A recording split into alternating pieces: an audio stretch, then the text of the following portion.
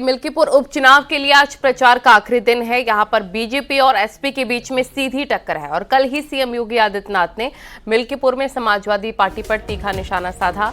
वहीं आज अखिलेश यादव भी मिल्कीपुर में रैली करेंगे।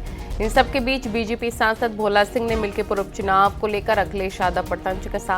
उन्होंने कहा कि अभी से ही अखिलेश यादव को उपचुनाव में हार दिखाई देने लग गई है। अखिलेश ने जनता के मन को पहचान लिया है। भोला सिंह का दावा है मिल्कीपुर की जनता बीजेपी के साथ है। ऐसा लगता है कि जो हार अखिलेश जी को पहले दिख रही है, जो जनता का मूड दिख रहा है, इसलिए वो पहले से ही कभी ईवीएम को दोषी बताते हैं, कभी अधिकारियों को दोषी बताते हैं। लोकतंत्र में प्रशासन का और इलेक्शन कमीशन का निष्पक्ष चुनाव कराना जिम्मेदारी होती है। अब इसमें हमारी सरकार के अधिकारी निष्पक्ष चुनाव कराएंगे, उनकी जिम्मेदारी है।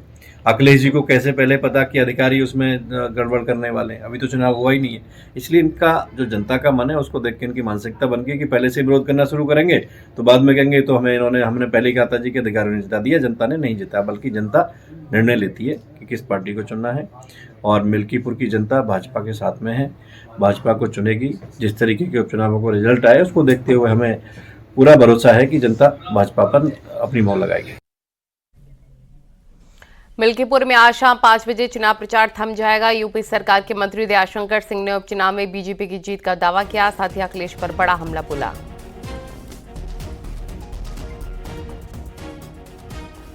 देखिए, मिल्कीपुर की जनता ने निर्णय किया है कि इस बार भारतीय जनता पार्टी की प्रचंड बहुमत से जिताना है। जो पिछली गलतियां वहां पर हुई थी उसकी पूरी भरपाई करके आप देखेंगे कि जीत ही नहीं होगी, बड़े मार्जिन के साथ जो है मिल्कीपुर में भारतीय जनता पार्टी माननीय जोगी जी के नेतृत्व में जीती। लेकिन अखिलेश जी जो कह रहे हैं कि जनता सपा को जिताना चाहती है, लेकिन सरकार के दबाव में प्रशासन मनमानी कर रहा है, उनके कार्यकर्ताओं पे एफआईआर दर्ज करा रहा है।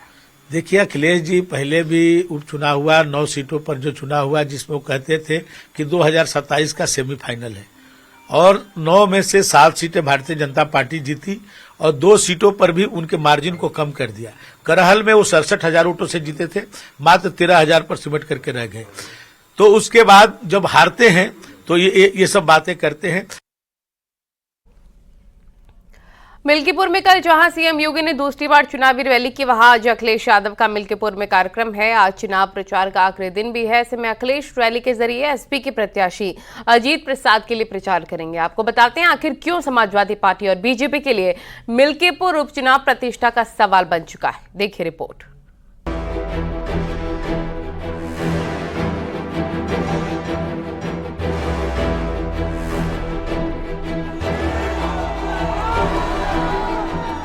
मिल्कीपुर के रण में चुनाव प्रचार का आखिरी दिन है। समाजवादी पार्टी के राष्ट्रीय अध्यक्ष अखिलेश यादव का मिल्कीपुर में कार्यक्रम है। उससे पहले रणनीति पर अखिलेश यादव ने लखनऊ में चर्चा की। एसपी सांसद डिंपल यादव मिल्कीपुर में रोड शो कर चुकी हैं। वहीं बीजेपी ने मिल्कीपुर विधानसभा चुनाव को जीतने के लिए वहां पर कैबिनेट मंत्रियों की पूरी फौज उतार रखी है। मिल्कीपुर विधानसभा सीट का उपचुनाव समाजवादी पार्टी और बीजेपी के लिए प्रतिष्ठा का सवाल बन चुका है। दरअसल इस चुनाव के जो नतीजे होंगे वो उनका संदेश बड़ी दूर तक जाएगा और इसी वजह से चुनावी नतीजों को अपने हक में करने की भरपूर कोशिश की जा रही है। समाजवादी पार्टी जहां पर लड़ाई लड़ रही है इस सीट को बरकरार रखने की, वहीं बीजेपी इस सीट को पाकर अयोध्या की सीट लोकसभा की जो हार हुई थी उस दर्द को भुलाने की भरपूर कोशिश करेगी। मिल्कीपुर के लिए अयोध्या से एसपी के सांसद अवधेश प्रसाद और एसपी के पदाधिकारी लगातार कैंप कर रहे हैं। एसपी का दावा है कि अयोध्या लोकसभा सीट की तरह जनता उनके प्रत्याशी को विधानसभा के उपचुनाव में भी जिताएगी। आज की तारीख में समाजवादी पार्टी ने बहुत लंबी लीड ले रखी है।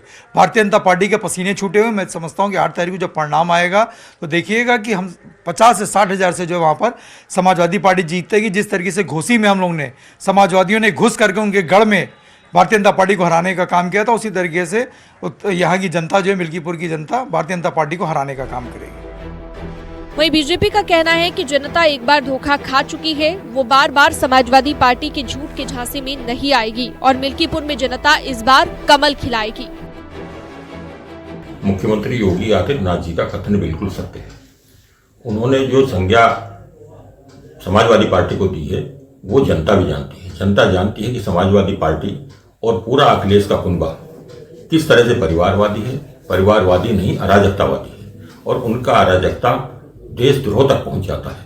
और जबकि भारतीय जनता पार्टी का जो उम्मीदवार मैदान में उतरा है वो पूरी तरह से राष्ट्रवादी है। भारतीय जनता पार्टी राष्ट्रवादी है तो भारतीय जनता पार्टी का एक एक कार्यकर्ता राष्ट्र के प्रति समर्पित है, समाज के प्रति समर्पित है। समाजवादी पार्टी जहां अयोध्या में अपनी जीत को बरकरार रखना चाहती है, वहीं बीजेपी विधानसभा उपचुनाव जीतकर एसपी को बताना चाहती है कि उपचुनावों में उसकी बम्पर जीत महज इत्तेफाक नहीं थी। समाजवादी पार्टी के लिए मिल्कीपुर एक सामान्य सीट ना होकर के करो और मरो की सीट है, क्योंकि समाजवादी पार्टी को यहां से संदेश देना है कि लोकसभा के चुनाव को उन्होंने इत्तेफाक से नहीं जीता था, बल्कि पीडीए के नारे से जीता था।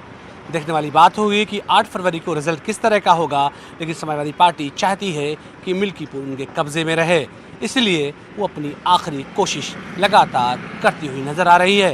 कैमरा पर्सन गोपी गिरी के साथ अलाउद्दीन, न्यूज़ 18 लखनऊ।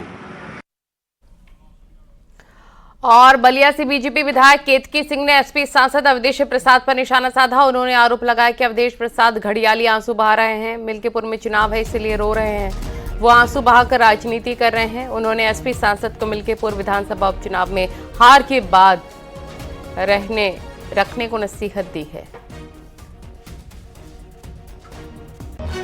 तो मैं तो इस बात को सबसे पहले प्रश्न ये करना चाहूंगी कि आज आपको रोना आ रहा है, आज आप अपने घड़ियाली आंसू बहा रहे हैं सिर्फ इसलिए क्योंकि वहां पे चुनाव हो और आज आपको दिख रहा है कि वहां पे भारतीय जनता पार्टी जीत रही है, तो आप पहले ही से अपनी छाती पीट के रोना शुरू कर दिए।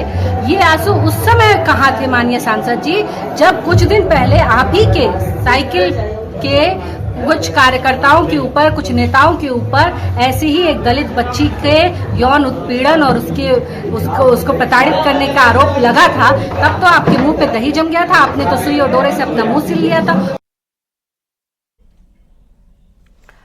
और आगे बढ़ते हैं। अयोध्या में दलित युवती की मौत पर सियासत शुरू हो गई है। अयोध्या से समाजवादी पार्टी के सांसद अवधेश प्रसाद ने इसे लेकर कॉन्फ्रेंस की और इंसाफ की मांग को लेकर प्रेस कॉन्फ्रेंस में रो पड़े।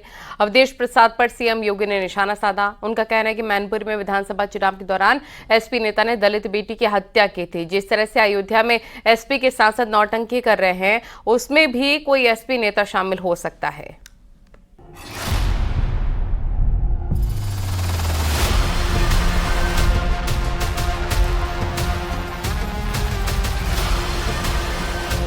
अयोध्या में दलित युवती का शव आपत्तिजनक हालत में मिलने से इलाके में सनसनी फैल गई थी।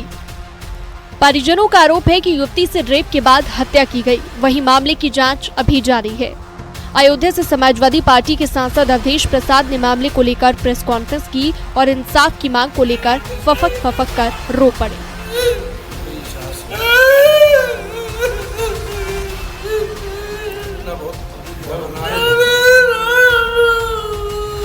सांसद अवधेश प्रसाद के प्रेस कॉन्फ्रेंस के दौरान रोने को लेकर सीएम योगी आदित्यनाथ ने चुनाव प्रचार के दौरान निशाना साधा। सीएम योगी ने कहा कि मैनपुरी में विधानसभा चुनाव के दौरान एसपी नेता ने दलित बेटी की हत्या कर दी थी। जिस तरह से अयोध्या में एसपी के सांसद नौटंकी कर रहे हैं, उसमें भी कोई एसपी नेता शामिल हो सकता है। एक दलित बेटी के साथ इन्होंने मैनपुरी में विधानसभा उपचुनाव के दौरान क्या किया था, इन्हीं का नेता था। उस दरिंदे ने क्या घटना की थी, उस बेटी का गला घोंट करके उसकी हत्या कर दी थी। और याद करना, अयोध्या में भी कल एक बेटी के साथ घटना घटित हुई है, जहां जब निचले स्तर पर जाएगी, जो नौटंकी आज इनका सांसद कर रहा है, याद करना उसमें भी कोई ना कोई समाजवादी पार्टी का दरिंदा शामिल जरूर होगा। समाजवादी पार्टी ने मिल्कीपुर सीट से एसपी सांसद अवधेश प्रसाद के बेटे अजीत प्रसाद को उम्मीदवार बनाया है। वहीं बीजेपी ने मिल्कीपुर से चंद्रभान पासवान को चुनावी मैदान में उतारा है। मिल्कीपुर उपचुनाव एसपी और बीजेपी की नाक की लड़ाई बन चुका है, क्योंकि अवधेश प्रसाद यहां से पहले विधायक थे, लेकिन 2024 में लोकसभा निर्वाचित होने के बाद उन्हें ये सीट छोड़नी पड़ी और अब यहां पर उपचुनाव हो रहा है। ऐसे में बीजेपी का कहना है कि किसी की मौत पर समाजवादी पार्टी को सियासत नहीं करनी चाहिए। क्योंकि पुलिस प्रशासन की टीम इस मामले में कार्रवाई कर रही है। न्यूज़ 18 के लिए ब्यूरो रिपोर्ट।